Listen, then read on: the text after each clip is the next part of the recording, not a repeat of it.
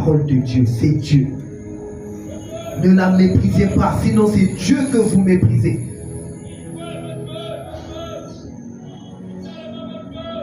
Deuxième des choses que la Bible nous dit par rapport à la parole, elle dit que c'est la vie du croyant. Alléluia. Matthieu 4,4. J'ai pris des versets simples que nous connaissons tous. Qu'est-ce que ça dit? Let's go. Matthieu 4,4. Let's go. 3, 2, 1, go. Matthieu 4,4. Là, je sens même vos amens sont partis. Je suis désolé, je veux continuer à dire ces choses. Même si tu n'es pas contre, moi-même je suis motivé. Gabriel est là, il me motive. Il m'encourage, je me sens encouragé seul. Les anges sont derrière moi. Matthieu 4,4 dit quoi? Hey, dit le conseil céleste est là, ils sont en train de vous voir. Matthieu 4,4. Pardon, j'ai entendu une bonne réponse quelque part. L'homme ne vivra pas. Mais, est-ce qu'on peut acclamer pour eux là-bas? Oui, les porteurs de l'âge, ils ont la parole. Non, je suis fier de vous, les porteurs de l'âge. Oui, on ne chante pas seulement, mais on a aussi la parole. Vous êtes assis ici, vous n'avez pas la parole. Matthieu 4,4. L'homme ne vivra pas de pain seulement. Quand on parle du pain, on parle de nourriture. Donc la nourriture fait quoi? Fait vivre quelle partie de notre être? Le corps. L'homme est tripartite, n'est-ce pas? Il est esprit, possède une âme, habite dans un corps, n'est-ce pas? Et la nourriture physique nourrit quelle partie de notre être? Le corps. Ça veut dire que cette nourriture apporte la vie à notre corps. Mais qu'en est-il de ton âme et de ton esprit?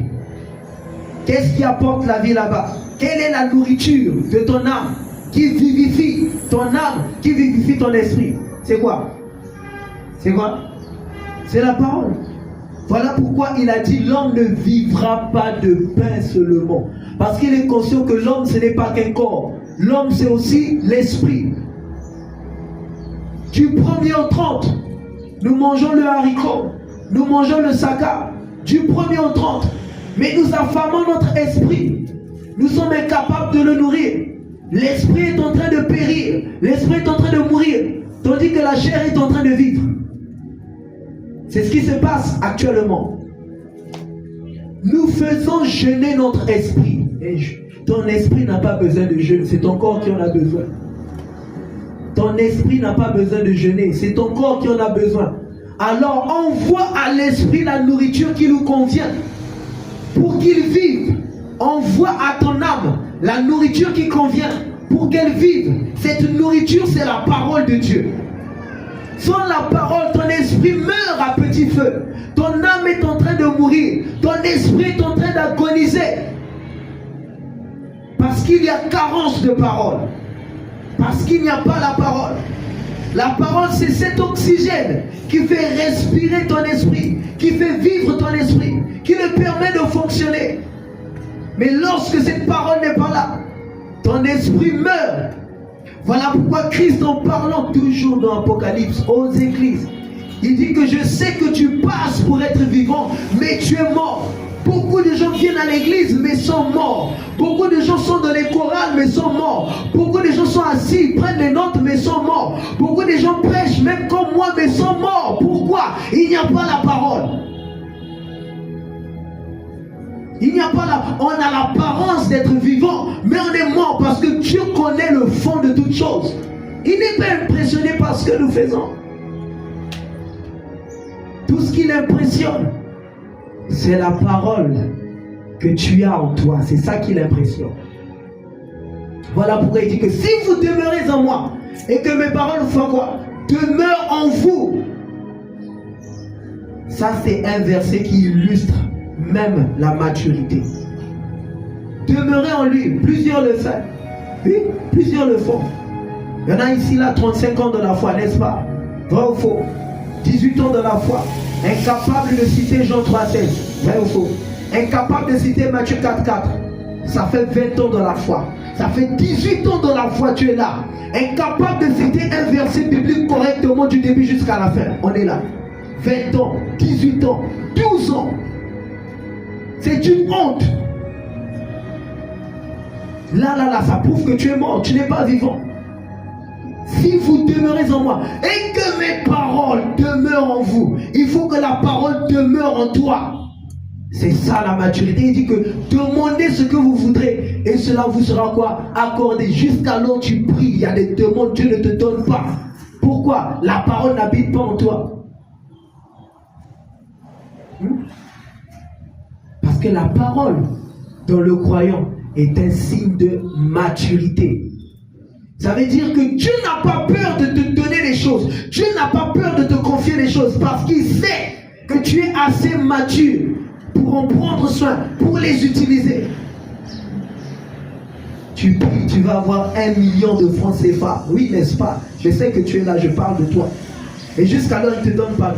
Et il sait s'il t'a donné ça, tu ne viens plus à l'église. Il t'a donné 2 millions. Tu ne respectes plus le pasteur. Tes épaules sont hautes parce que tu as l'argent. Il sait pourquoi il ne te donne pas certaines choses. Parce que la parole n'habite pas en toi pour te donner le caractère dont tu as besoin. Le caractère qu'il faut pour gérer la bénédiction. Le caractère qu'il faut pour valoriser la bénédiction. Pour en faire bon usage. Pour en faire bon usage. Imaginez-vous qu'un enfant comme Sauveur ou bien petite fille comme Ruth demande à papa Charlie, je veux la voiture, j'ai besoin de conduire la papa, tu vas lui acheter la voiture. C'est pas sûr, non? Pourquoi? Il n'y a pas de maturité. Parce que en conduisant cette voiture, elle risque de renverser quelqu'un et elle risque de se tuer. Vous voyez pourquoi? Dieu a besoin que la parole habite en vous. C'est pour justement vous éviter de faire des dégâts. C'est pour vous éviter de commettre des dégâts. Comme dans Corinthe. À Corinthe, il y avait un désordre pas comme possible. Parce que quoi? Carence en parole. Paul était obligé de les enseigner. Et voilà pourquoi ils ont 2 épîtres même. Les Éphésiens, il écrit une fois. Les Colossiens, il écrit une fois. Les Philippiens, une fois. Mais les Corinthiens, il faut qu'ils écrivent 2 fois. Parce qu'ils sont têtus. Ils ne méditent pas. Ils ne sont pas en contact avec la parole. Pour les éviter de commettre davantage de dégâts. S'il vous plaît. S'il vous plaît. S'il vous plaît. Je nous en prie. Soyez des étudiants de la parole. Soyons des étudiants de la parole. C'est cette parole qui va faire vivre votre esprit. Cette parole qui fera vivre votre âme. Est-ce qu'on peut s'élever? J'ai fini.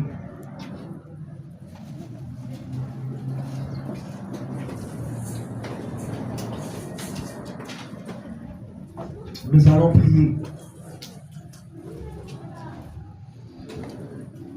Nous allons prier. Tu vas juste dire à Dieu ce matin, Seigneur, donne-moi la soif de ta parole. Crée en moi cette soif vis-à-vis de ta parole, afin que je la désire sans cesse. Parce que j'ai compris ce qu'elle représente pour moi dans mon quotidien, dans ma vie de tous les jours. Elle produit en moi la vie. Je refuse de mourir. Je veux vivre par le moyen de ta parole. Je veux mieux te connaître, être en contact avec toi par le moyen de ta parole. Élève la voix et commence à prier. Commence à prier. Shata brada bahata. Vas-y, prie, prie de tout ton cœur. Prie de tout ton cœur. Sois sincère. Tu sais que ça fait plusieurs jours, ça fait plusieurs mois. Tu l'as négligé, tu l'as mis de côté. Est-ce qu'on peut revenir à notre premier amour? Le premier amour, c'est la parole. Et cette parole, c'est la personne de Jésus. C'est la personne de Christ. Quiconque néglige la parole, néglige Christ. Est-ce qu'on peut revenir à ce premier amour? Dis Seigneur, produis en moi la soif. La soif, la soif. La soif de ta parole. Radaba shatabaha. Radeva hatadesh. Redosko satelamante. Periclo sepramimantes. Pervalicando sanema. Ora de varicatoria. Radaba shatakabaha. Merci, merci Seigneur de produire en nous, Père, cet amour, cette soif pour ta parole et de faire de nous des étudiants, de le nom puissant de Jésus, dans le nom de, est-ce qu'on peut acclamer pour Dieu?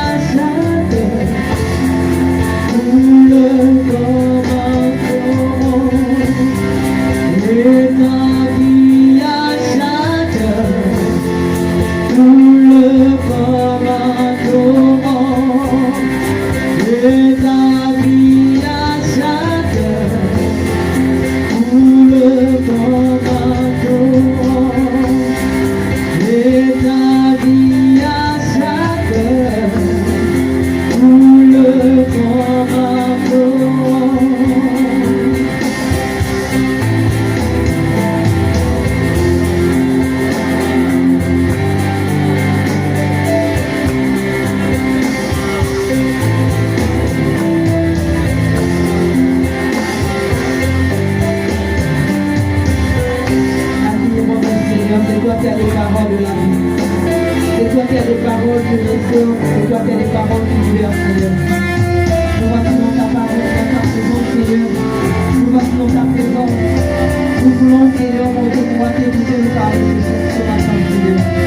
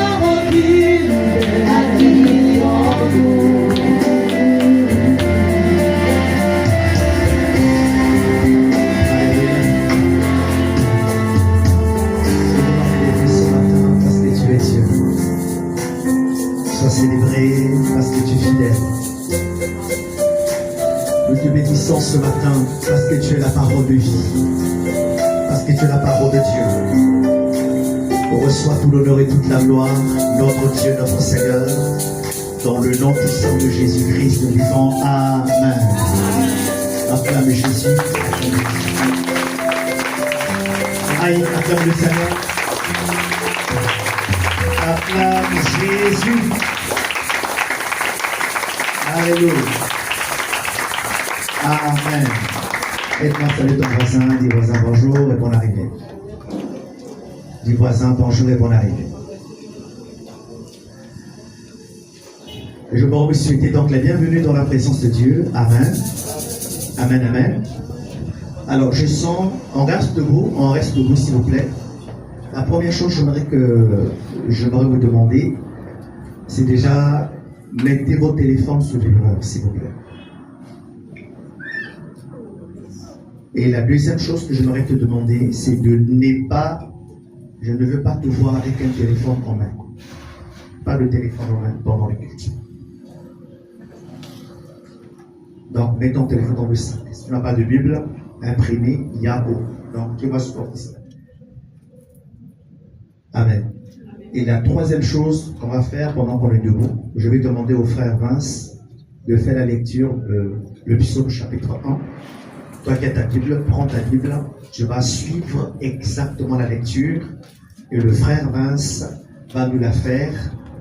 Le psaume chapitre 1, le verset 1 au verset 6. Le psaume chapitre 1, le verset 1 au verset 6. Tu vas te discipliner. Durant tout ce culte, tu ne vas pas toucher à ton téléphone. Il ne faut pas toucher à ton téléphone. Ne touche pas à ton téléphone.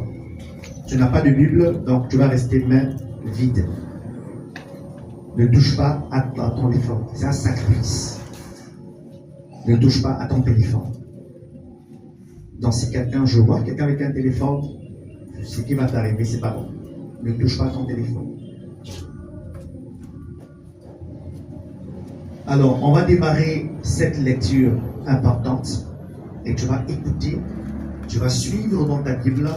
Si tu as la corde dans ta Bible, tu peux mettre ce verset parce qu'il est important. Et je suis en train de faire cette lecture déjà sur la base de l'esprit de l'exhortation de notre frère Vince tout à l'heure. Et nous continuons, nous insistons dans cette même disposition. Nous lisons la parole de Dieu. Lisons la parole au nom du Seigneur. Amen. Heureux l'homme qui ne marche pas selon le conseil des méchants, qui ne s'arrête pas sur la voie des pécheurs, et qui ne s'assied pas en compagnie des moqueurs, mais qui trouve son plaisir dans la loi de l'Éternel, et qui la médite jour et nuit. Il est comme un arbre planté près d'un courant d'eau, qui donne son fruit en sa saison, et dont le feuillage ne se flétrit point. Tout ce qu'il fait lui réussit. Il n'en est pas ainsi des méchants. Ils sont comme la paille que le vent dissipe. C'est pourquoi les méchants ne résistent pas au jour du jugement, ni les pécheurs dans l'assemblée des justes. Car l'Éternel connaît la voie des justes, et la voie des pécheurs mène à la ruine. Est-ce qu'on peut dire Amen? Amen. Oh, est-ce qu'on peut dire bien Amen? Amen. Est-ce qu'on peut dire 3 fois bien Amen? Amen. Amen. Amen. Est-ce qu'on va acclamer la parole de Dieu? Alors, je te dis bonjour, asseyons-nous, merci. C'est un plaisir pour moi d'être là ce matin et je crois toi aussi. Amen. Il fait chaud maintenant, on sent que la saison sèche est en train de se terminer et nous sommes en train d'appréhender une nouvelle saison qui s'annonce bien. Alléluia. J'aimerais poser une question à toute l'assemblée et j'aimerais qu'une personne qui a la réponse me réponde. Et ça peut être une réponse idiote, mais ça ne fait rien. L'amour pardonne. Je vais poser la question à quelqu'un. Pourquoi tu viens à l'église? Pourquoi tu viens à l'église? Tu es déjà sauvé, tu es déjà rempli du Saint-Esprit, tu as déjà... Pourquoi tu viens à l'église? Pourquoi tu laisses ta maison, tu laisses ton travail, tu laisses ta priorité pour être là?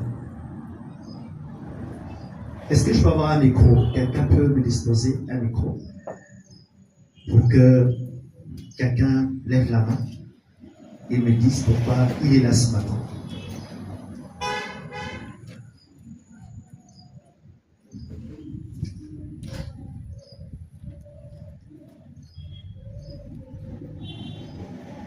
Peuple de Dieu, shalom. Shalom. Je viens à l'église pour le royaume des cieux. Pour le royaume des cieux. Mais tu as déjà le royaume des cieux.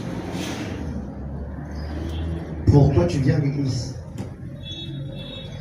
Oui, maman Judith, Dieu te bénisse, je suis content de te voir. Shalom, peuple de Dieu. Alors moi je viens à l'église pour écouter la parole et être en communion avec les autres. Pour écouter la parole et être en communion avec les autres. Ça vient. Qui d'autre? Tu peux lever la main. Si la même réponse que l'autre a dit, tu peux la redire. S'il y a autre chose, donne l'opportunité de parler. Oui, notre sœur.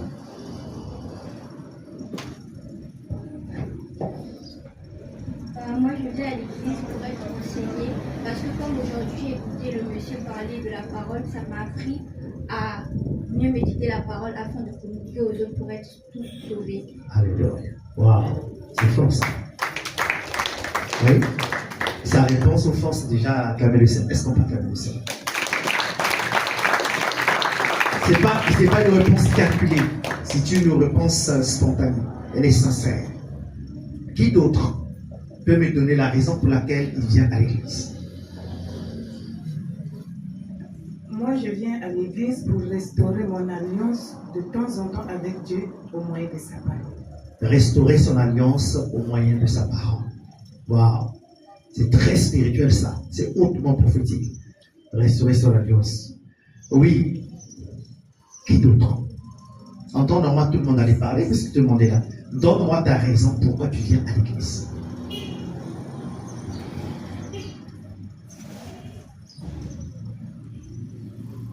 Oh, il n'y a plus personne qui parle.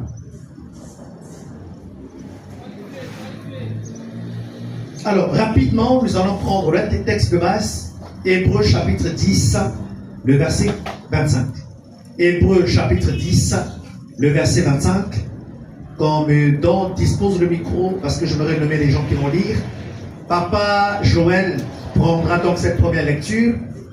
Hébreux chapitre 10, verset 25. Nous sommes en train de traiter la question: pourquoi venons-nous à l'église? C'est le thème de mon message. Prends ça comme message, comme exhortation.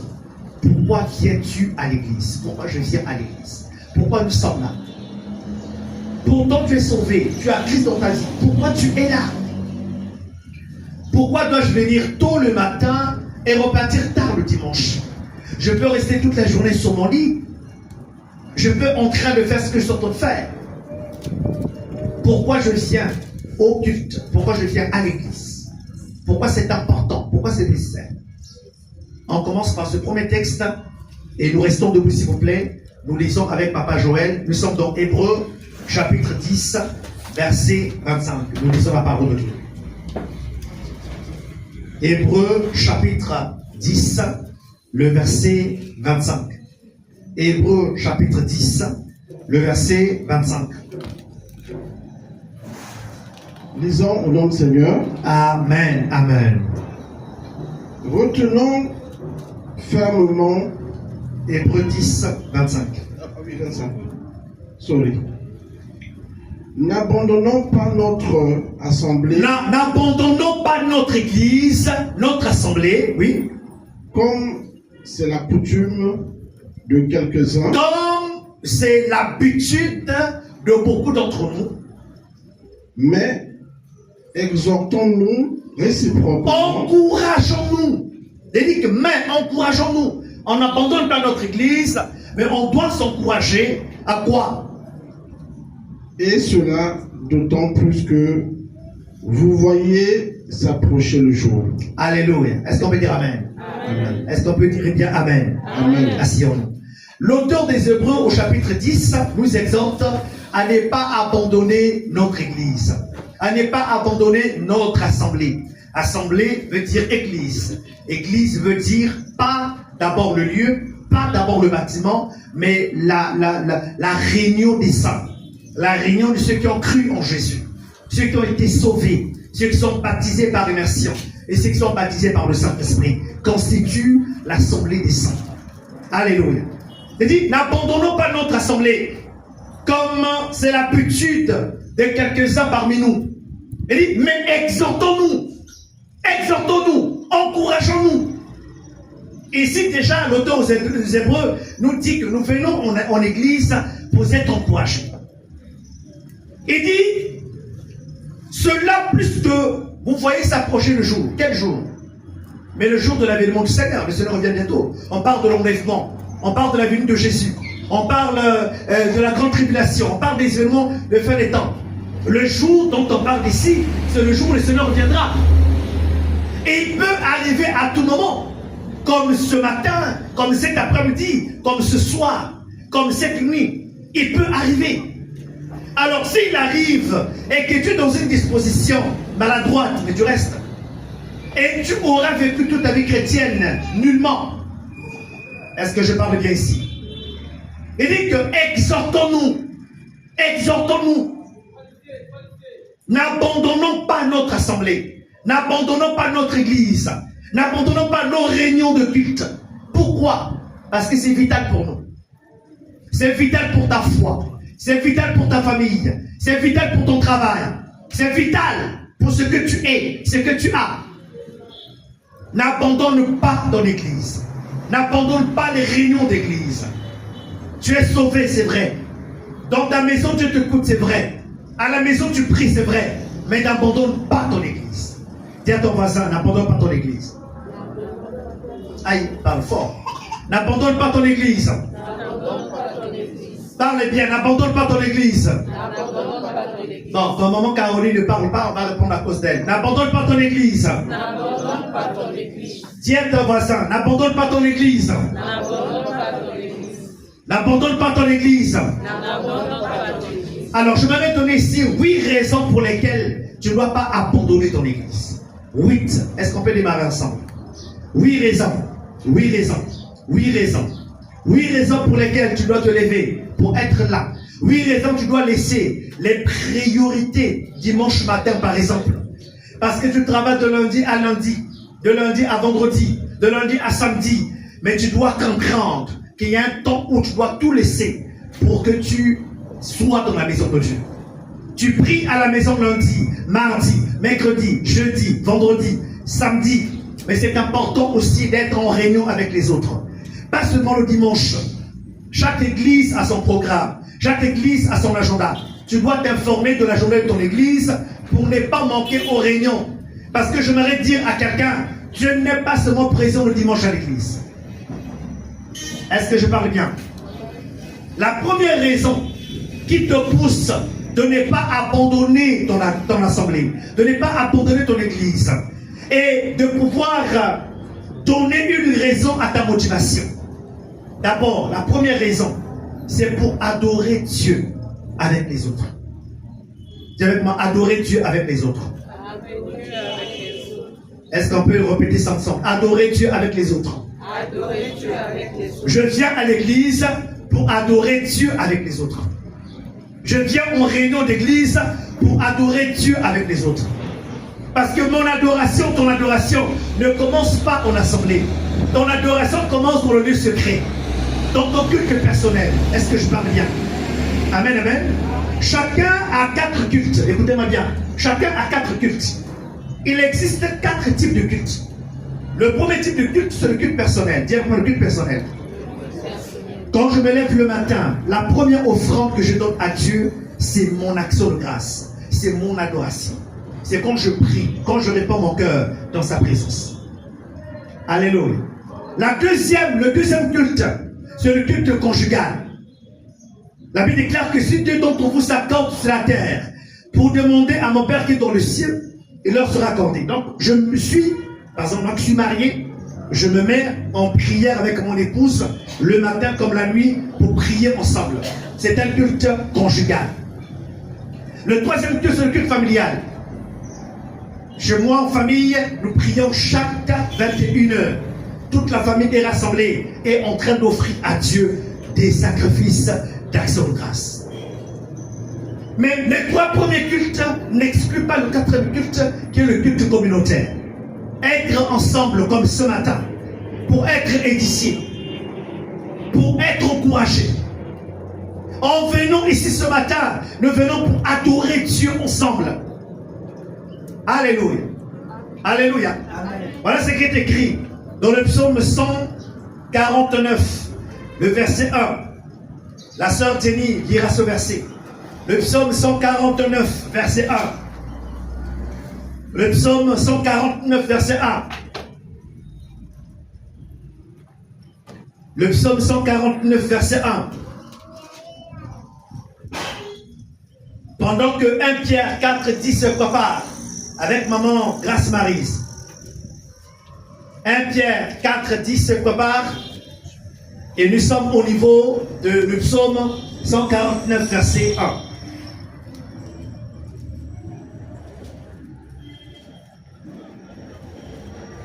Écoutez ceci.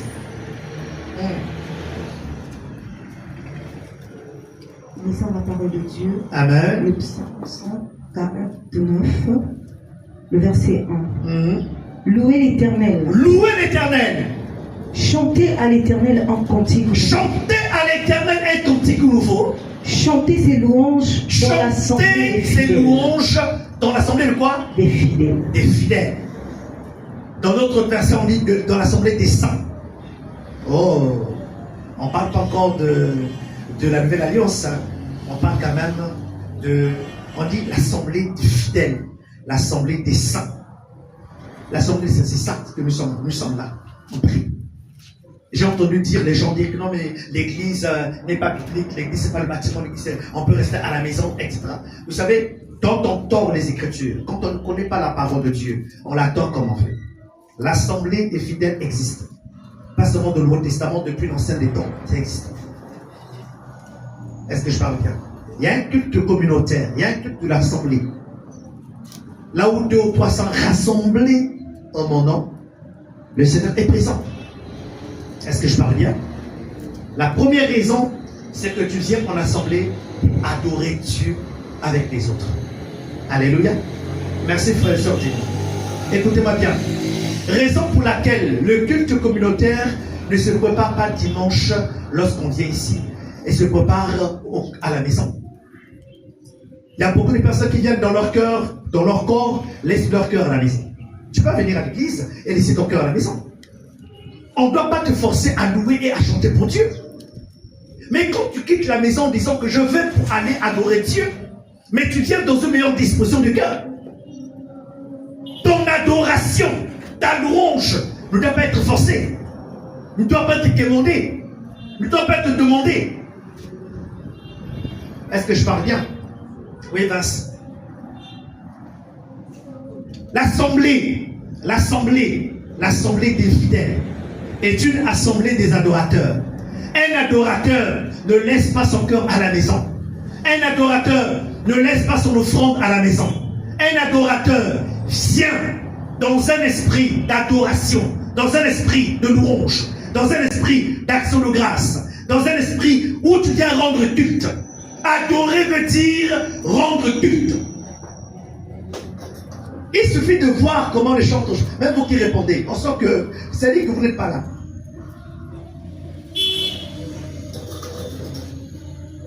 Quand le cœur n'y est pas, ça se sent, ça se voit. Quand le cœur n'y est pas, ça se voit et ça se sent. Ce qui impressionne Dieu, ce n'est pas ce que tu dis, ce n'est pas ce que tu chantes. C'est le cœur qui chante. Je viens en assemblée, je viens en église pour adorer Dieu avec les autres. Et j'y mets mon cœur. Est-ce que tu es là? Mets ta main sur ton cœur. Répète après moi, Seigneur Jésus, par ton Saint-Esprit, apprends-moi à t'adorer ensemble avec les autres.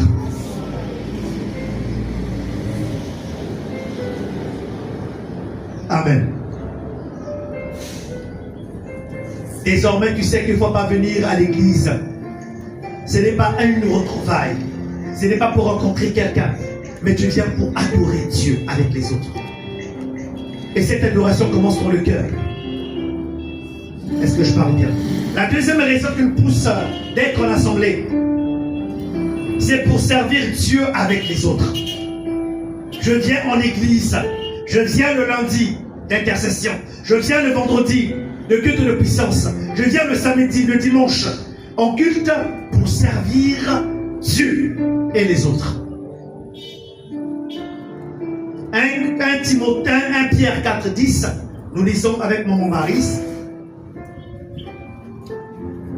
Écoutez bien, 1 Pierre, chapitre 4, verset 10.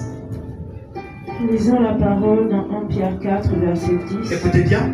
Comme de bons dispensateurs. Comme des bons dispensateurs. Des diverses grâces. Il dit comme des bons intendants. Un dispensateur, c'est un bon intendant. C'est un intendant. C'est un gestionnaire. C'est quelqu'un qui gère bien. C'est un bon gérant. On va dire, nouveau mot, un bon manager. Voilà. Comme des bons dispensateurs, comme des bons comptables, comme des bons gestionnaires, comme des bons intendants, des diverses grâces de Dieu. Allons-y.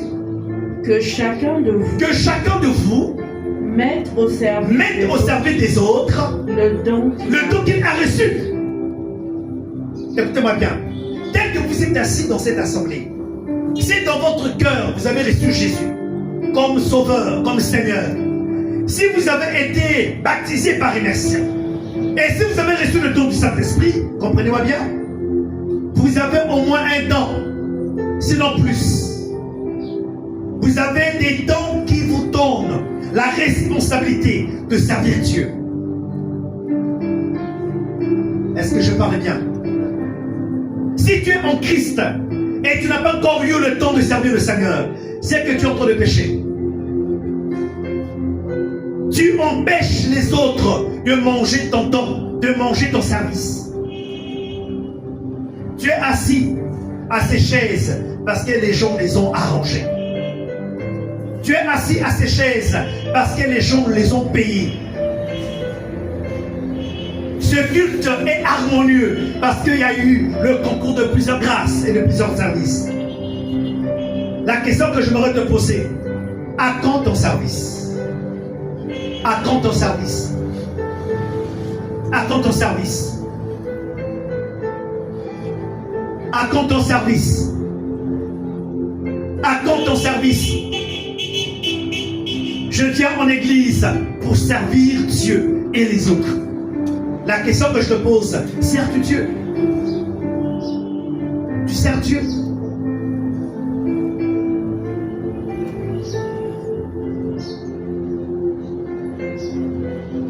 Alléluia. Bézalel est une assemblée des serviteurs de Dieu. L'une des grâces que nous avons, c'est que nous encourageons les grâces à s'exprimer. Est-ce que je parle bien? Mais si tu ne sers pas Dieu, c'est que tu sembles être inutile. Tu es sauvé, mais tu n'es pas une bénédiction pour l'assemblée. Tu n'es pas une bénédiction pour l'œuvre de Dieu.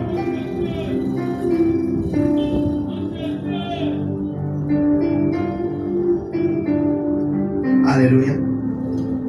En fait, quelqu'un doit se révolter lorsqu'il perd l'opportunité de servir. Il y a des personnes, lorsque tu dis tu ne serviras plus, la personne est heureuse. En fait, ça devait être le contraire. Ça devait te refouter. Non, non, je dois servir. Il y a des personnes qui sont en alliance avec Dieu par rapport au service.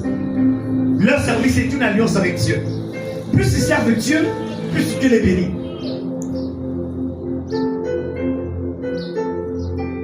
Est-ce que je parle bien à quelqu'un ici? Est-ce que je parle à quelqu'un? Et l'autre information que je veux te donner, c'est que tu peux servir sur plusieurs fronts. Ce n'est pas parce que tu es chantre que tu ne peux pas être intercesseur. Ce n'est pas parce que tu es chantre que tu ne peux pas être dans l'évangélisation. Ce n'est pas parce que tu es chantre que tu ne peux pas être à l'intendance. Être chantre n'est pas un don. Est-ce que vous le savez? C'est pas un don. Non, on peut être chantre et non, on est au protocole. On peut être chantre, on est quelque part d'autre. On va dire que moi, je suis chantre seulement, je ne fais pas autre chose. Non. On peut être chantre et être quelque part d'autre. Mais la vraie question, est-ce que tu es à ton service? Est-ce que tu sers Dieu? Est-ce que tu es à ton poste? Est-ce que tu es à ton endroit? Est-ce que Dieu, en te voyant, est fier de ce que tu es, de ce que tu es en train de faire dans sa maison?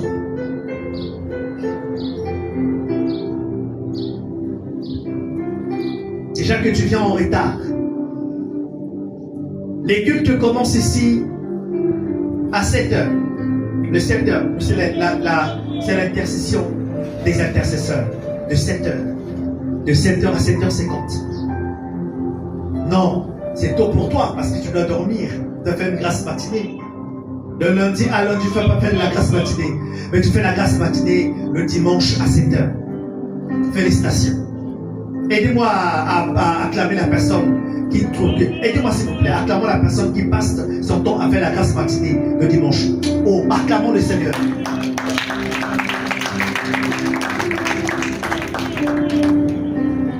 Moi, il y a des personnes qui ne me donneront plus, hein. Des personnes qui ne. Si quelqu'un comme Nelly, par exemple, Nelly Makoso, hein, n'est-ce pas, Mavungu. Si Nelly Mavungu vient, par exemple, à 7h, je dis, ah, c'est quoi ça? Elle s'est déjà habituée. Je suis habitué. Si je vois combler Sana venir, par exemple, à 7h le dimanche, ça va m'étonner. Et elle là, c'est que l'oncle de Gabriel a visité. Il y a des personnes qui sont l'incarnation du retard. Et on ne vous juge pas. Mais ce n'est pas normal. Dis à ton frère, ce n'est pas normal. Je suis en train de parler ici du service. Je suis en train de parler du service. Paul dit, tu as la sécurité. Et aujourd'hui, il a pris des vacances. Il dit que non, aujourd'hui, je ne sais pas, donc je peux rester tranquille. Quelqu'un d'autre le remplacera, n'est-ce pas? On fait comme on veut. C'est l'église de Jésus. Donc on peut venir en retard, on peut faire ce qu'on veut. Et lorsque le pasteur parlera, on dirait que lui, c'est pas un bon pasteur. Lionel, dans la sécurité. Non, il a pris son temps, il est en star.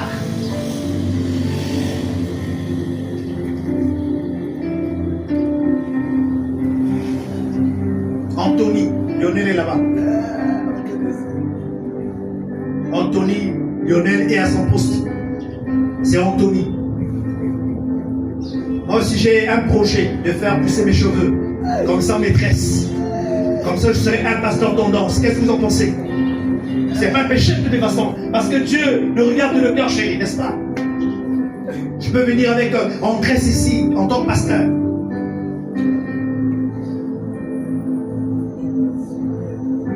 Si Lionel ne peut pas être jugé, pourquoi moi je serais jugé? Je peux être un pasteur star avec des cheveux, des tresses. Ça fait tendance. De toutes les façons, le frère Casse-Bloum m'a donné un exemple. Donc on peut s'en servir.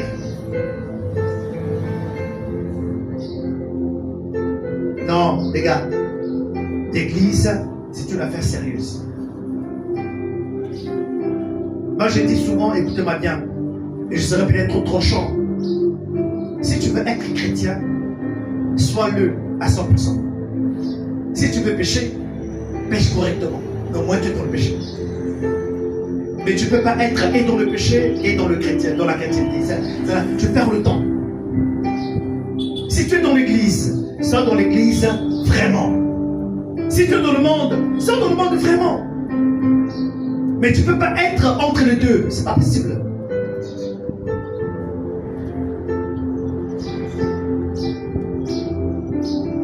Je répète, la deuxième raison qui nous pousse à être là, à être en assemblée, c'est pour servir Dieu avec les autres. Et lorsqu'on sert Dieu, on a la mentalité du royaume, la mentalité de l'enfant de Dieu. On ne vient pas en retard. On ne vient pas en retard. On ne vient pas en retard. Une personne peut challenger Dieu en disant, Seigneur, je vais arrêter d'être en retard. Si le dimanche matin, le transport est un problème pour moi, viens dormir ici. Le samedi soir, prends ta natte, prends ta mousquet, viens dormir sur la tente. Fais un deal avec Dieu.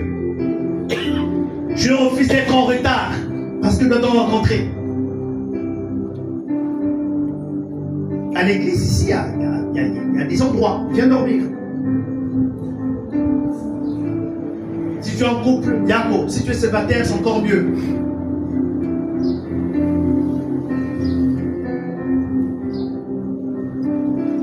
Je me dis, comment se fait-il que de lundi à vendredi, en tant qu'étudiant, en tant qu'élève, en tant que fonctionnaire, en tant que travailleur, tu ne peux pas être en retard. Parce que si tu es en retard, ton camion ne sera pas marché. Il faut que tu cours, on te voit courir. Tu es prêt à oublier même ton rouge à lèvres. Tu es obligé de faire ton maquillage. Parce que tu ne peux pas être en retard. Ton superviseur, ton patron ou ton supérieur le constatera. Mais tu acceptes quand même d'être en retard le dimanche matin pour aller adorer celui qui te donne le souffle de vie. Celui qui te donne la grâce de prospérer. Celui qui te donne le sommeil. Tu acceptes d'être un retardataire. Il faut te revoir. Certaines prières ne sont pas exaucées parfois pour le ça.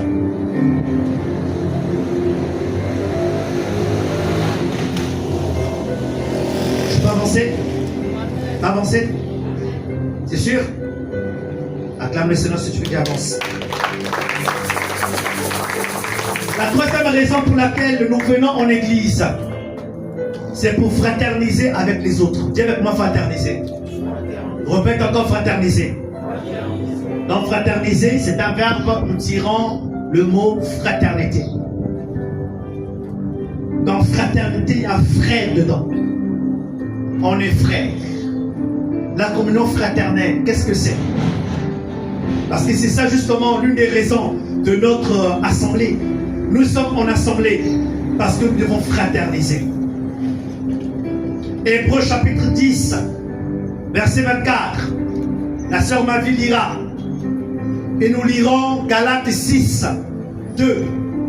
Le frère Papa et Bibi lira Galates 6, 2. Et nous commençons avec Hébreux 10, 24. La sœur Mavi, qui elle aussi a pris des congés. Elle est en congé, sans autorisation pastorale. Ça c'est bien.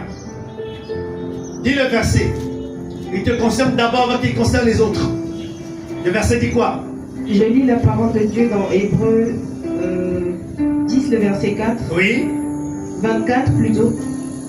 Veillons les uns sur les autres. Veillons les uns sur les autres. Il ne faut pas que quelqu'un me dise que moi je m'avais privé. En fait, on est frères et sœurs. On ne quoi? On ne dit pas quoi? Veillons sur les uns Veillons sur les uns sur les autres. Veillons les uns sur les autres. Là, tu as le verset sur tes yeux, tu ne le lis pas bien. Veillons les uns sur les autres. Là-bas, c'est écrit quoi? Veillons les uns sur les autres. C'est ce que je dis. Pourquoi? Pour nous exciter à la charité. Pour nous exciter à la charité. Et quoi? Et aux bonnes œuvres. Et aux bonnes œuvres. Raison pour laquelle, écoutez-moi bien.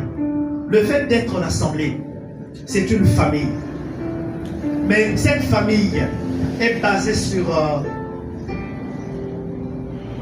la charité. On doit veiller les uns les autres pour nous encourager à la charité et aux bonnes œuvres. Pas aux mauvaises.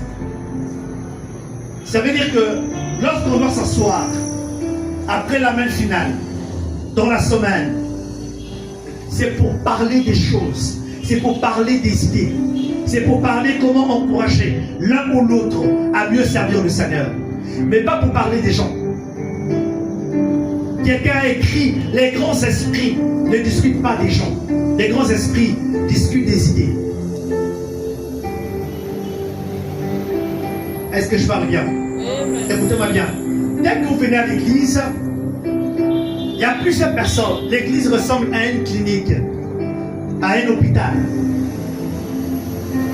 C'est un hôpital, l'église. Dès que vous êtes là, il y a ceux qui sont convertis, ils sont bien convertis. Ils sont bien enseignés, ils sont bien délivrés.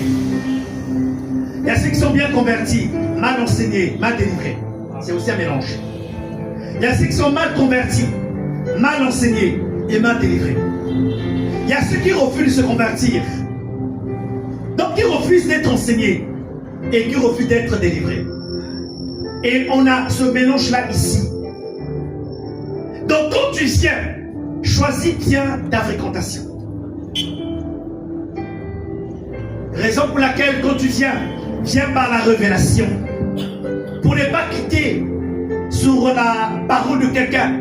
Quoi, tu es encore là-bas? Moi, je vais quitter. Hein. Là-bas, c'est pas bon. Tu ne sais pas ce que la personne a vécu ici. On a eu beaucoup de sorciers qui sont venus, qui sont partis. Donc, si tu tombes entre la main d'un sorcier qui t'exhorte et qui n'a pas la révélation, tu partiras. Et tu perdras un endroit. Quand plusieurs sont en train de pleurer en ce moment, écoutez-moi bien, je sais de quoi je parle. Beaucoup sont partis, sont en train de pleurer, de vouloir revenir. Ils ont honte. Beaucoup sont en train de se vous parler honte. Pourquoi? Parce qu'ils sont tombés entre les mains de quelqu'un qui les a influencés de la mauvaise façon. Choisis bien celui à qui tu es accroché dans l'église. Si quelque chose de bien t'arrive, gloire à Dieu. Mais si quelque chose de mal t'arrive, ce n'est pas la faute du pasteur. Est-ce que vous comprenez ce que je veux dire? On a dit quoi? Veillez les heures sourds. Amen. Bon, on va faire un exercice.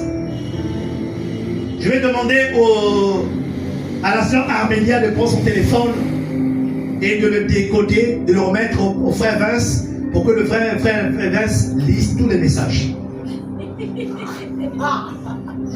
On n'a pas dit de veiller les uns sur les autres? Hein?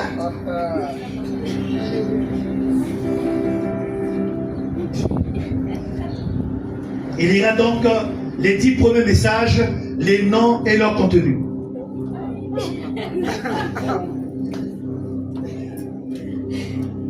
Pendant que la sœur Jenny se prépare, elle aussi, à donner son téléphone au frère Chris Atipo. Je n'ai pas d'accord. Je n'ai pas d'accord. Je n'ai pas d'accord. Elle a combien donné? Bon, on va voir ça après. Est-ce qu'on peut acclamer le Seigneur?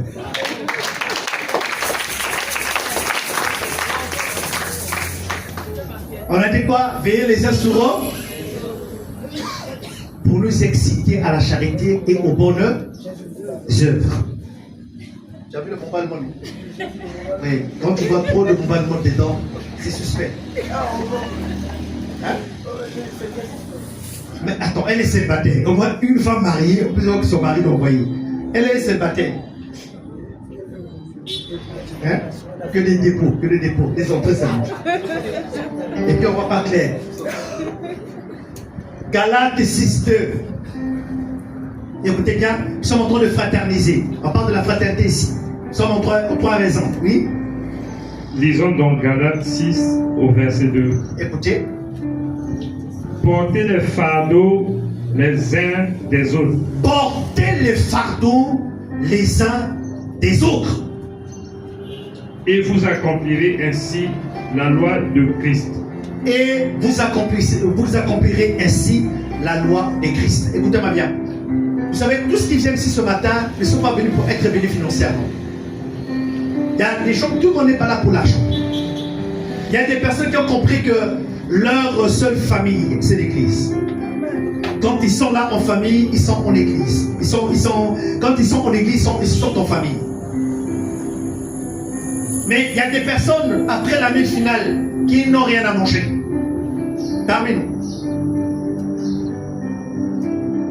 Porter les fardeaux les uns les autres, signifie quoi? Signifie que le problème de l'autre doit être concerné.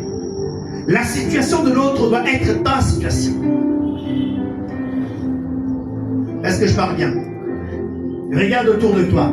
Il y a une maman, il y a une soeur qui vient avec la même chaussure, la même robe, le même habit. Regarde un frère. Regarde ce frère, ce fils qui vient avec la même tenue.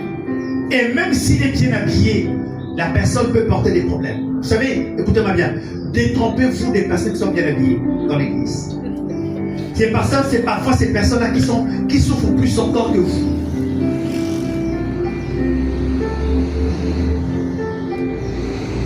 J'ai pas d'être mal habillé.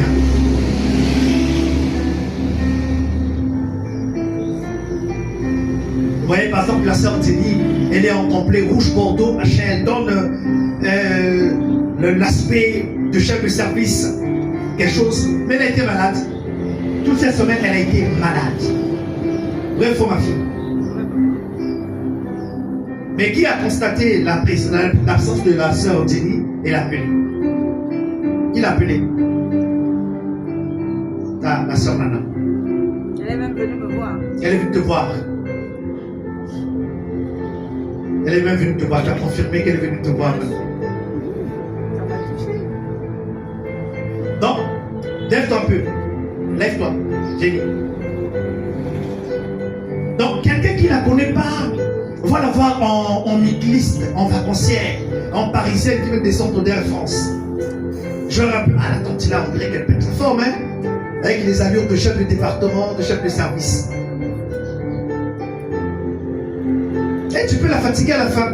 Non, elle-même là, elle sort d'une maladie. Elle a dépensé de l'argent dans un traitement où elle était soutenue. Parfois, la personne qui est bien habillée, donc tu te dis qu'il y a la Simba, parfois a des problèmes plus que toi.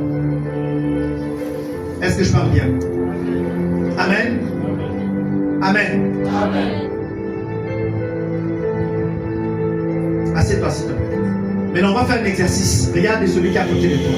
Pose-lui la question, c'est quoi ton fardeau? Vice versa. Même s'il ne peut rien faire, dis-lui quand même, sois sincère.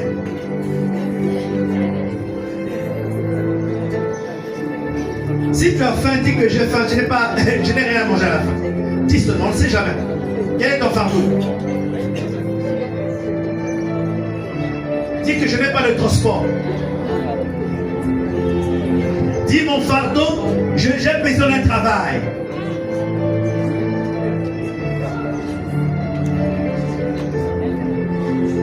Et parlez, dis à ton voisin, quel est ton fardeau? Pose-lui la question.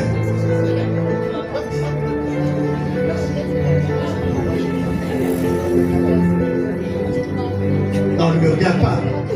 Oh. On va t'envoyer ce moto.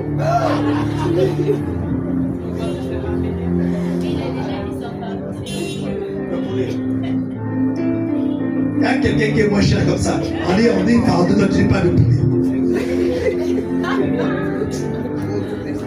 Il y a des gens qui se vendent pas cher, quoi. Ah, tu veux parler de poulet qui. Oh.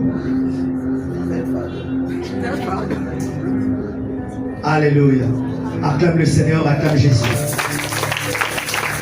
La troisième raison qui nous pousse d'être en église, d'être assemblé, d'être en église, c'est pour se fortifier. C'est pour se fortifier. Vous allez remarquer que toutes les fois que les dimanches vous arrivez, vous êtes découragés. Mais après avoir passé le culte, vous rentrez chez vous un peu comme encouragé, fortifié. En fait, c'est normal. Parce que là, en ce moment-là, comprenez que l'église, les réunions d'église deviennent comme des temps d'entraînement pour le soldat, pour le militaire que tu es. Écoutez-moi bien. C'est normal de se décourager. C'est normal d'être confronté à une situation où tu n'as pas de solution. Même quand tu pries beaucoup, tu jeûnes beaucoup, c'est possible que devant une adversité, devant une situation, une montagne, que tu pleures. Il est là, il te voit, il t'entend, il sait. Mais ça n'empêche pas que tu pleures. Ça n'empêche pas que tu sois découragé. Il n'a jamais été écrit dans la parole de Dieu, tu ne te décourageras pas. Non, tu dois te décourager, tu dois te relever. Est-ce que je parle bien? Donc l'église devient un facteur où nous devons nous fortifier. Regardez ce que Romains 12, 15 déclare. Romains chapitre 12, verset 15, il dit: réjouissez-vous avec ceux qui se réjouissent, pleurez avec ceux qui pleurent. J'ai dit pourquoi ce verset-là a deux parties. Et la première partie c'est la joie, la deuxième partie c'est les pleurs. Pourquoi le Seigneur n'a pas effacé la deuxième partie? Non, parce que la joie et les pleurs font partie de l'ordre sur la terre. Il y a des temps en temps on peut rire, mais il y a des temps en temps on peut pleurer. Mais lorsqu'on doit pleurer, ça ne doit pas être durable. Ça doit s'arrêter pour continuer à rire. Amen, amen. Celui qui est à côté de toi peut traverser une situation où il a besoin d'être fortifié. Ton voisin de gauche, de droite, ne regarde pas son rouge à lèvres, ne regarde pas son parfum. Il vit une situation terrible. Prends sa main. Prends sa main. Par exemple, là, quand vous dites toujours de vous asseoir à côté des voisins, dans ta chaise est vide.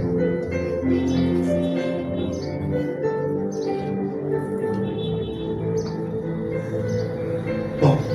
J'aimerais, pendant un temps, on se déplace. On va faire 2 aveux.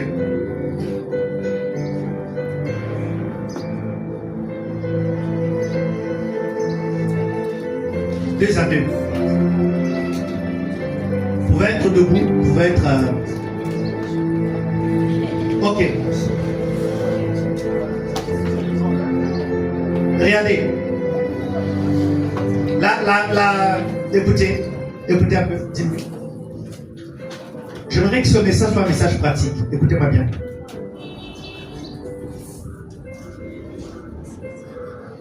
La personne qui tient tes mains, tu ne la connais pas. Mais c'est important d'être sincère.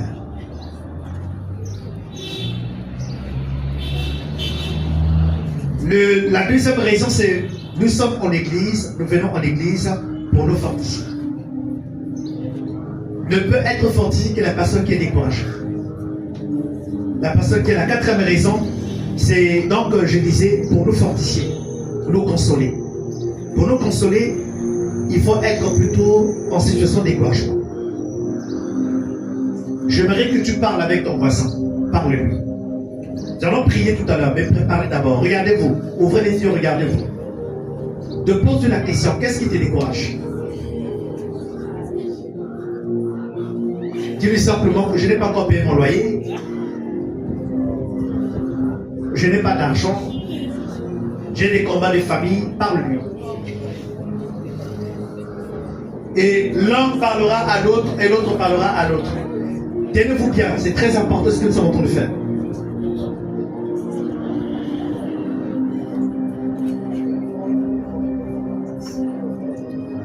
Nous allons prendre le sujet de l'autre et nous allons le transformer en prière. C'est vrai que tu ne peux rien faire. Mais ce que tu peux faire, c'est de prier pour lui et pour elle. Alors, on va démarrer une prière à 3. Tu vas démarrer une prière à 3. Plus tu es sérieux, plus tu ouvres le ciel. Et plus tu ouvres le ciel, plus le Seigneur va intervenir dans cette cause. À 3. 1, 2, 3. Démarre une prière. Démarre une prière. Prie pour lui. Prends son fardeau. Dis Seigneur, fortifie-le. Dis Seigneur, fortifie-la. Dis Seigneur, qu'elle soit allégée. Qu'il soit allégé. Je ne t'entends pas prier. Prie. Voilà, c'est ça. Monte. Voilà, c'est ça. Monte.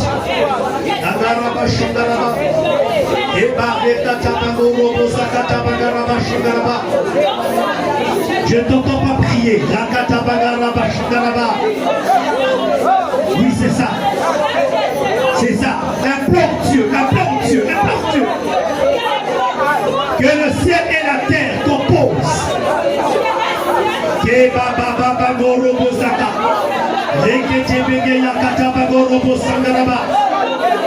Oui, c'est ça. Oui, c'est ça. Oui, c'est ça. Oui, c'est ça.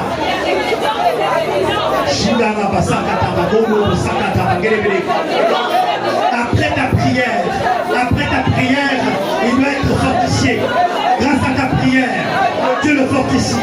Grâce à ta prière, que Dieu le fortifie. Grâce à ta prière, que Dieu le fortifie.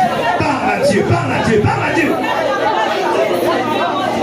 Si tant pour vous s'accorde sur la terre, pour demander quelque chose à mon Père qui est dans le ciel,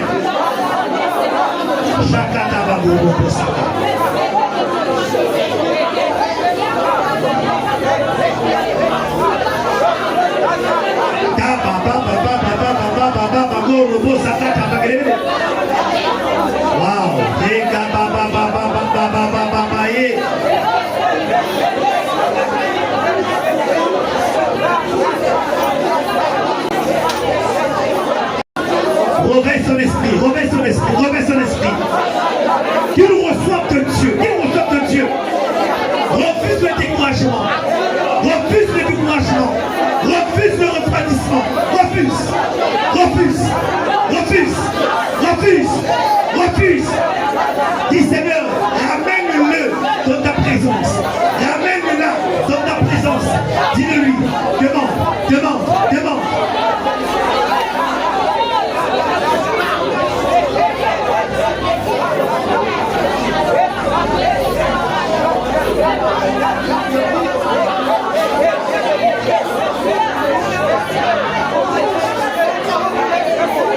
Alléluia. Dans le nom de... Amen. Acclame le Seigneur. Acclame Jésus. Asseyons-nous dans sa présence. La quatrième raison, c'est pour se fortifier que nous sommes en assemblée. Nous venons en tant qu'Église, nous venons en assemblée, en culte, pour nous fortifier. Ouais. Là, quelqu'un a prié pour toi, ce n'est pas le pasteur.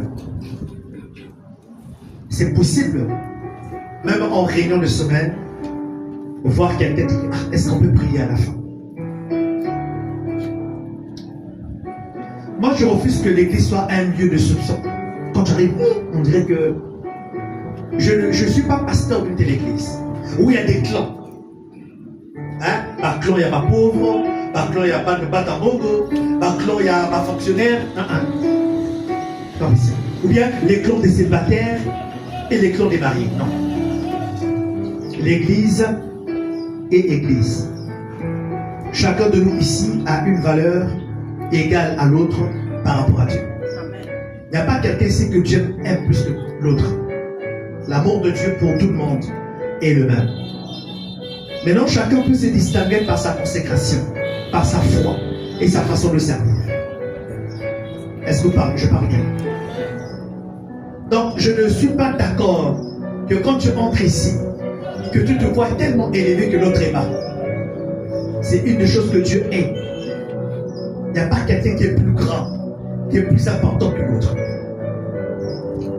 Est-ce que je parle bien?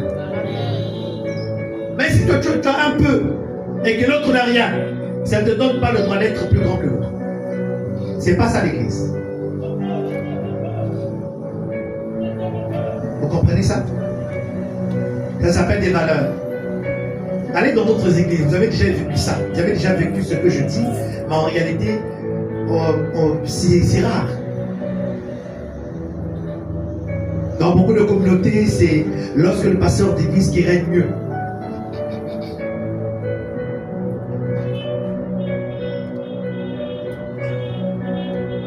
La cinquième raison qui nous permet d'être en église, de venir au culte, pas seulement le dimanche, le lundi, le vendredi et le dimanche, c'est pour nous épanouir en Christ. Dis avec moi, nous épanouir. C'est quoi s'épanouir? C'est grandir. C'est exceller. Si tu viens à Bethsalel pendant 3 mois, pendant 6 mois, tu ne changes pas, c'est qu'il y a un problème.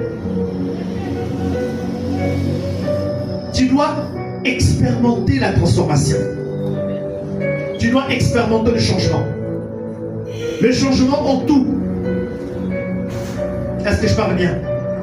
Quand je vois Papa Joël, non, Papa Joël, j'ai dit Papa Jean. Papa Jean qui est venu en célibataire et qui est marié, c'est un changement, c'est un épanouissement. Quand je vois le frère Yann qui est venu en chômeur, qui devient quelque part en train de travailler, c'est un épanouissement. Quand je vois le frère Lionel qui est venu en dur ici, qui faisait le dur, mais qui le Saint-Esprit s'est chargé de redresser, c'est un épanouissement. L'épanouissement, ce n'est pas seulement un épanouissement spirituel, mais socio-économique aussi, socio-professionnel. Qui est des gens qui excellent dans leurs études.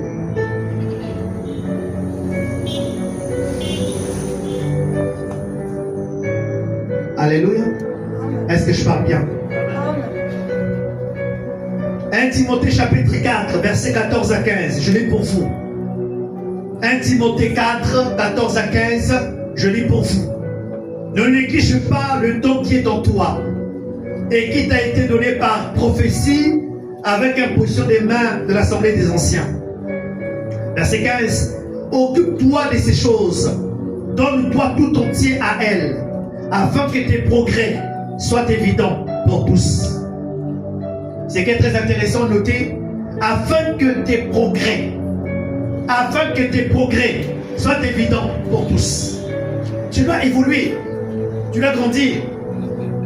Tout à l'heure, le serviteur Vince l'a parlé, il a dit, a même insisté. Tu ne peux pas faire 15 ans dans la maison de Dieu, 25 ans de vie chrétienne, 30 ans de vie chrétienne, mais tu n'es même pas foutu de citer un verset biblique. C'est un manque d'épanouissement. C'est pas normal. L'épanouissement, c'est être aussi une bénédiction pour l'autre. Pendant que tu es en train de prier, en train de travailler, réfléchir, comment créer une entreprise.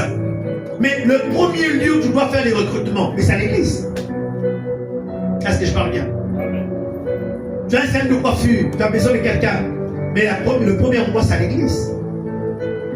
Je ne supporte pas ce langage qui dit ah non, pas l'église. Ah, les chrétiens là-bas, non. Les chrétiens de médecine sont différents.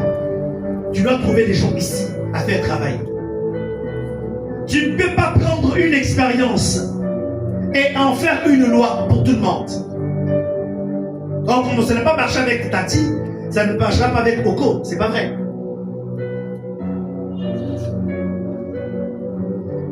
Alléluia.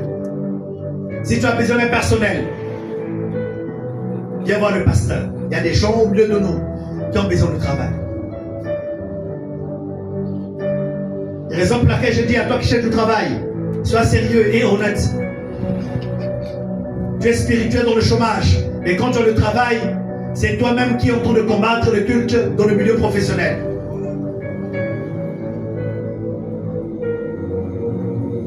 Il y a un jour, un monsieur qui est venu de l'Europe, je crois que ça fait quelques mois l'année passée, je ne sais plus. Il m'a dit, papa, j'ai besoin que tu m'aides. Il a dit quoi? Non, mais j'ai besoin de quelqu'un, un frère sérieux, ici à Bezalel pour gérer un chantier, 2 chantiers. Le monsieur est en France.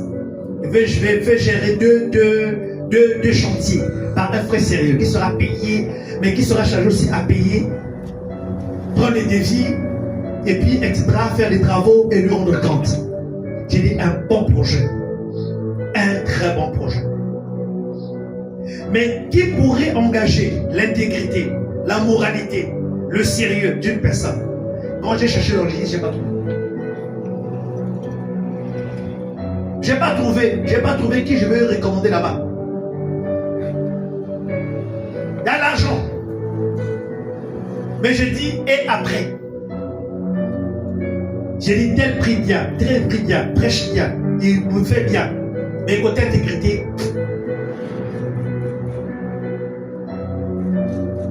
je suis obligé de donner, d'orienter, de conseiller la personne vers un cabinet parce que je voyais que son projet était sérieux. Je ne vais pas mettre n'importe qui là-bas. Parfois, ce qui vous manque, c'est le prophète. Vous n'êtes pas préparé. Je suis en train de parler de la 5e raison qui nous permet de nous rassembler en tant qu'Église, c'est de nous épanouir. Pour nous épanouir, c'est aussi socialement. Mais il faut des gens bien. Alléluia.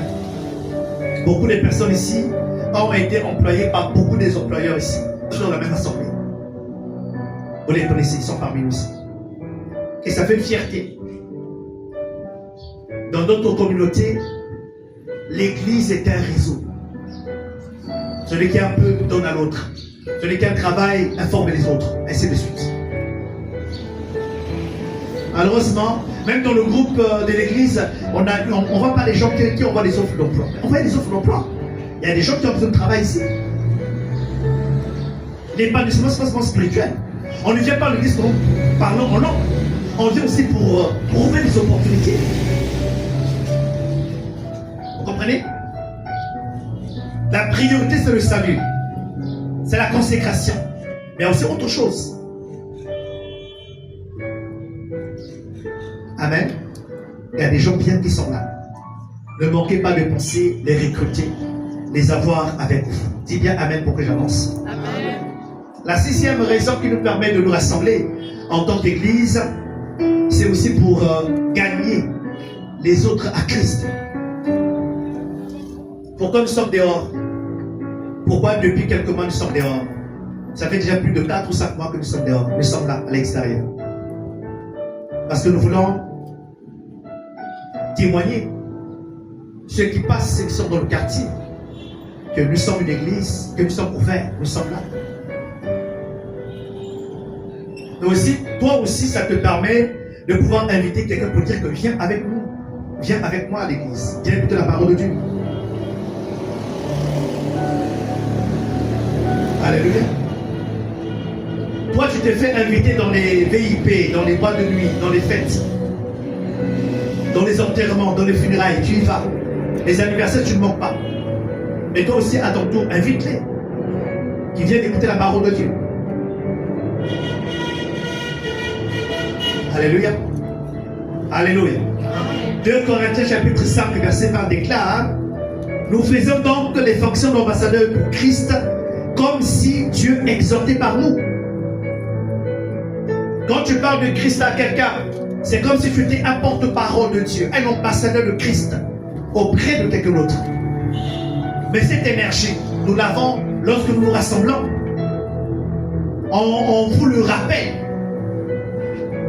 Vous voyez, la sœur tout à l'heure a été touchée par l'exhortation. Comment je t'appelle? Pardon? Daniela. Daniela. C'est pas la première fois que tu es là? La première fois, le premier dimanche? Tu as été invité par qui? Par le frère, la star. Frère Nodin. Anthony.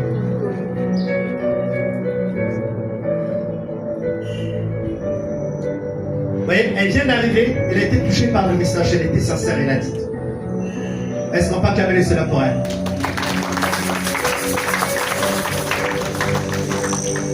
Il ne faut pas seulement inviter, il faut évangéliser. Mais l'invitation peut être le commencement d'une évangélisation. Amen, amen. Amen, amen. Gagne les âmes, invite quelqu'un. Parle de Christ à quelqu'un. Parle de Christ à quelqu'un.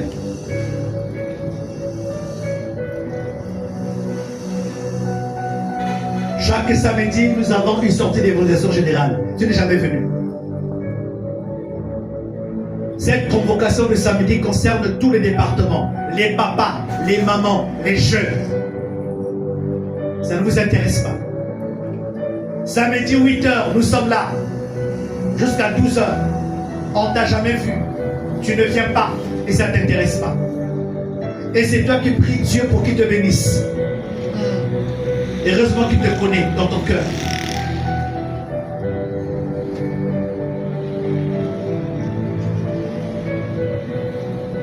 La septième raison qui nous permet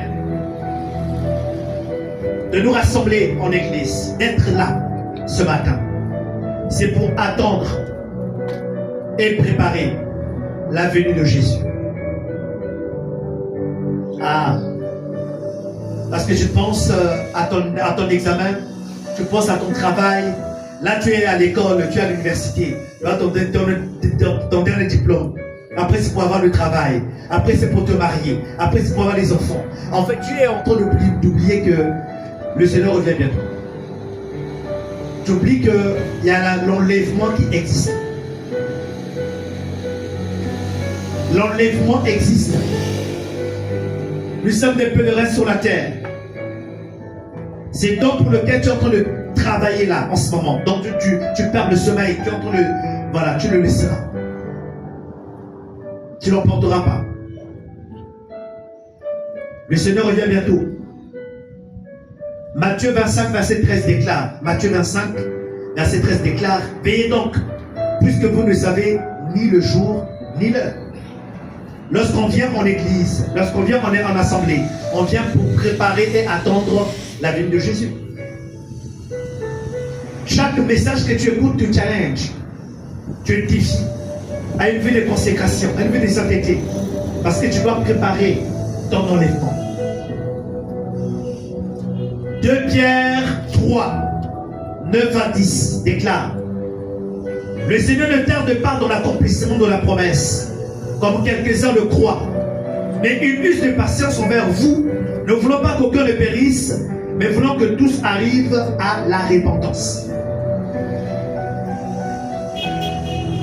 Oh non, mais depuis que Pierre a dit, depuis que Paul a parlé, depuis que la Bible dit, le Seigneur ne revient pas toujours, qu'est-ce qui se passe? Non, le Seigneur n'est pas pressé. Il veut être patient pour que tout le monde ne se perd pas.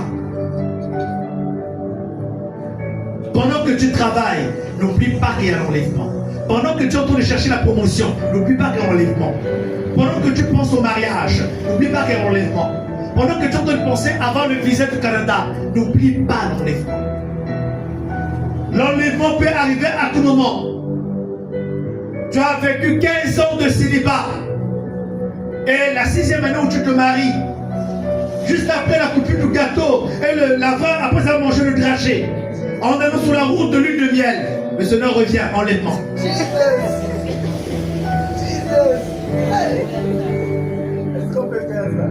Tu peux avoir reçu ton passeport avec un visa des États-Unis. Clair. Tu as lutté pour avoir les billets. On te dit 700 000. Et tu as trouvé ça. Tu montes dans l'avion pendant que tu es en train de rouler pour aller au Canada. Avant d'arriver dans les bords. Tu as fait entretien d'embauche. Propre. On t'a dit en tout cas, c'est toi le conseiller de notre projet. Salaire minimum 2 millions pile. Le matin, tu sors pour aller commencer un nouveau travail, l'enlèvement.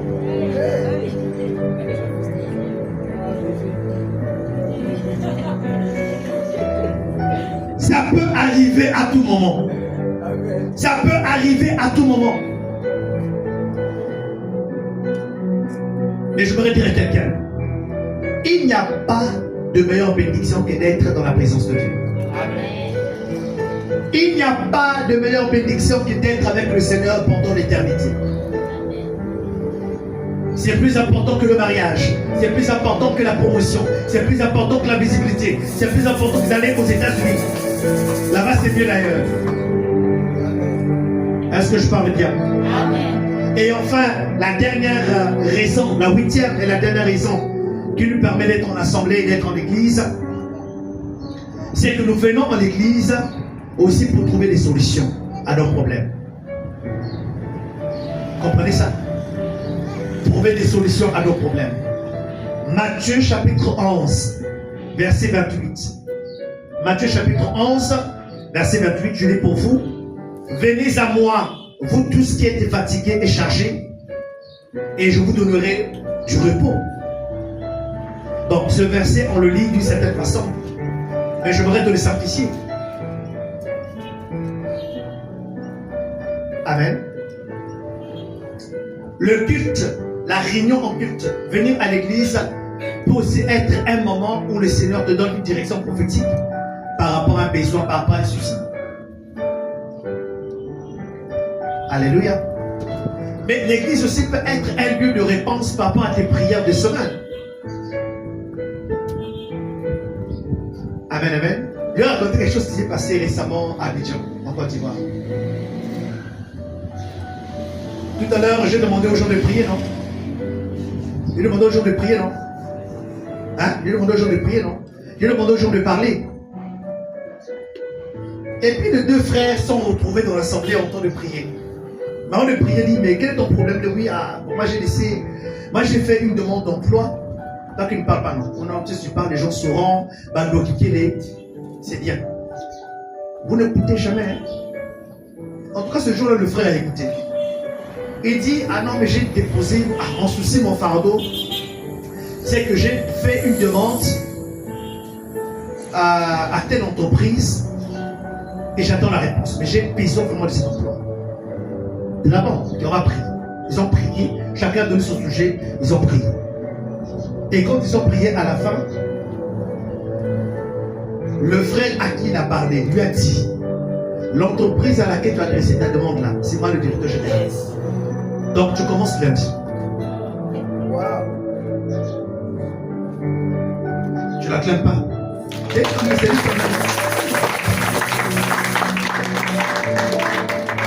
Qu'est-ce que j'ai dit tout à l'heure? Que l'église, c'est aussi un lieu où l'on trouve des solutions à ces problèmes.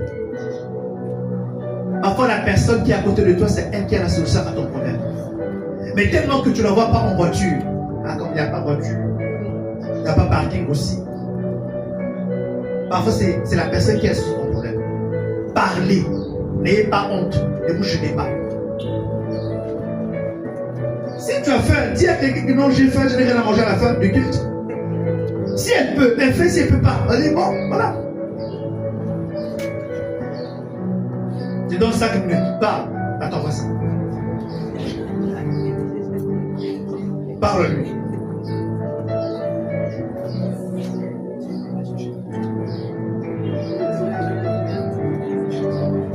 Le frère verset me dit, celui c'est le premier seulement. Au moins pour lui on sait et puis on dit. Maintenant pour toi. Dis que tu n'as pas de transport. Dis que tu n'as pas de transport. Dis à ton voisin, ah voilà là. Je suis même content du danse là, mais j'ai pas de transport. Dis que j'ai mangé les pâtes hier. Le peu qui est resté, c'est que j'ai mangé tout à l'heure à midi. On ne sait jamais. Ça peut toucher. Ça peut toucher quelqu'un. Levez-vous.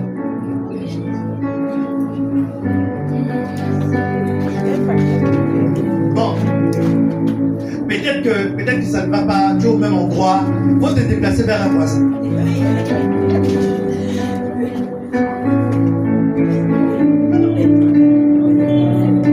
Déplace-toi vers un voisin. Dis mon besoin là, c'est ça. Il faut le dire.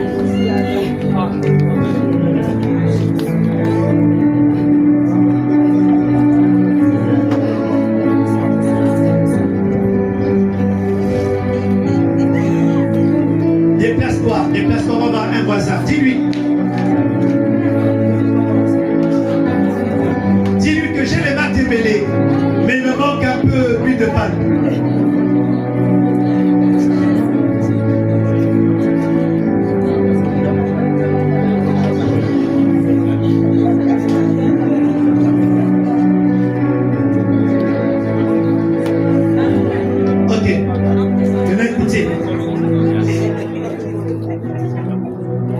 Écoutez-moi maintenant.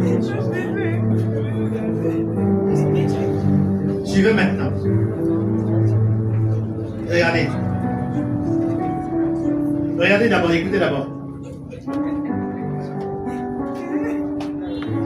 L'église parfaite n'existe pas. Écoutez-moi d'abord, écoutez très bien. L'église parfaite, ça n'existe pas. Il n'y a pas de pasteur parfait.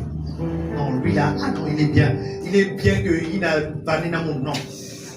Il n'y a pas de pasteur parfait. Il n'y a pas d'église parfaite.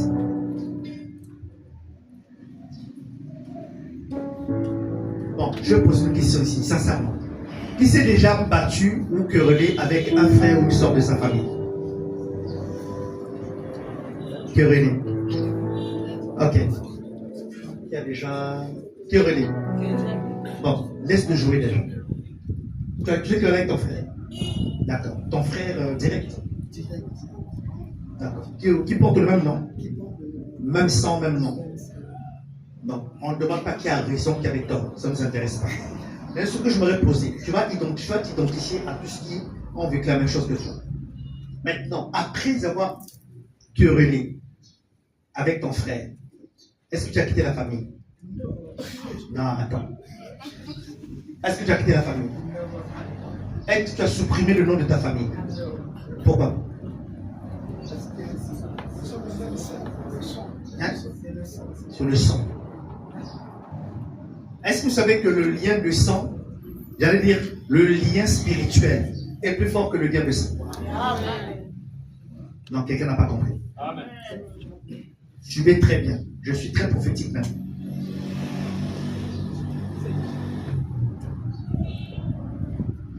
Le roi Saül donne naissance à Jonathan. Jonathan sera le meilleur ami de David, qui est lui-même l'ennemi juré de Saül. Comment ça se fait? Je dis ça autrement. Comment David peut être l'ami intime du fils de son ennemi? On a deux alliances. Une alliance de sang et une alliance spirituelle. Comment est-ce qu'on peut accepter de ne pas quitter sa famille avec un frère qui ne vous aime pas, qui vous parle mal? On accepte de ne pas quitter. C'est ça, il y a quelque facile là. Je l'accepte comme c'est, puis on quitte ici. Et puis voilà. Mais quand même à l'église, dans laquelle Dieu t'a établi, le lieu de percée dans lequel Dieu t'a établi. Dieu a dit, je te mets ici jusqu'à ce qu'il s'accomplisse mes promesses. Mais à cause d'un regard, à cause d'une mauvaise manipulation, d'un mensonge qui a été monté, tu es en train de penser de quitter l'église. Mais tu vas quitter, tu vas aller jusqu'où? Et tu vas trouver quelle église parfaite? Ça n'existe pas l'église parfaite. Ça n'existe pas. Mais il n'existe que l'église dans laquelle où les gens se pardonnent entre eux. Est-ce que je parle bien à quelqu'un ce matin? Amen. On t'a fait du mal? D'accord, on demande pardon.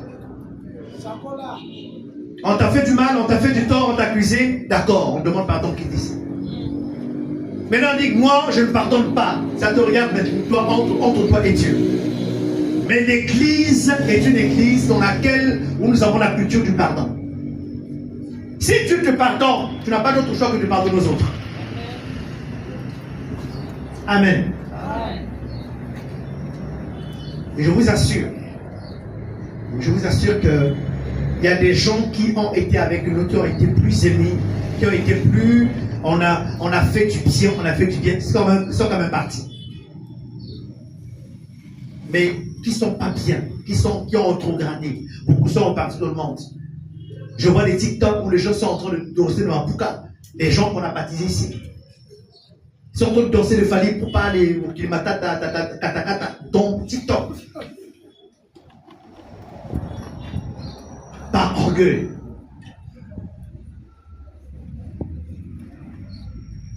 Ne quitte pas ton église. Ne quitte pas ton église.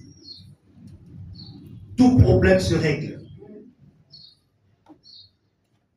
Maintenant, on va faire des prières de feu. Quand on fait des prières de feu, et puis toi-même, malgré ce que je te dis, tu vas quitter, c'est que tu étais sorcier. Toi-même, c'est pas qui bloquait même la croissance ici. Mais il ne faut pas quitter. Moi, j'ai jamais chassé quelqu'un. Même les plus terribles. J'ai eu des éléments terribles. Hein. J'ai jamais quitté. J'ai jamais chassé. Ne quitte pas ton assemblée. Dis à ton voisin, ne quitte pas ton assemblée. Amen. Acclame le Seigneur. Élève la main et commence à bénir le Seigneur pour sa parole. Demande au Seigneur, je vais être une bénédiction pour mon église.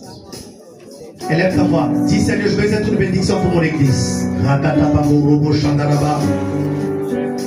Dis Seigneur, je refuse de diviser, mais je veux aider à la croissance. Élève ta voix et commence à prier.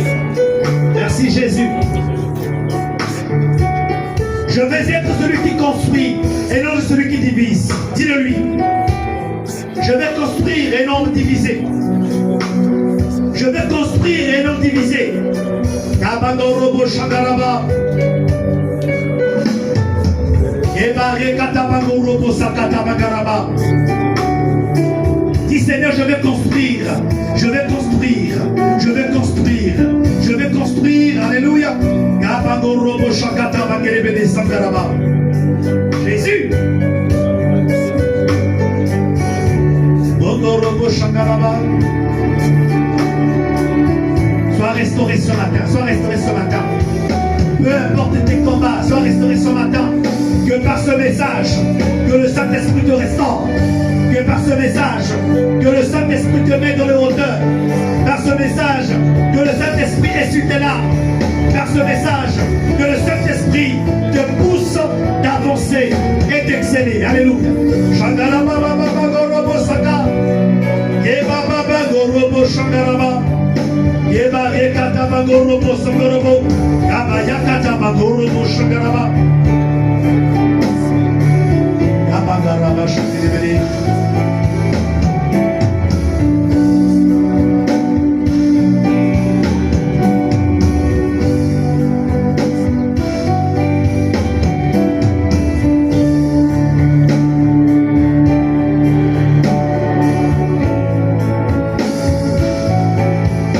Alléluia.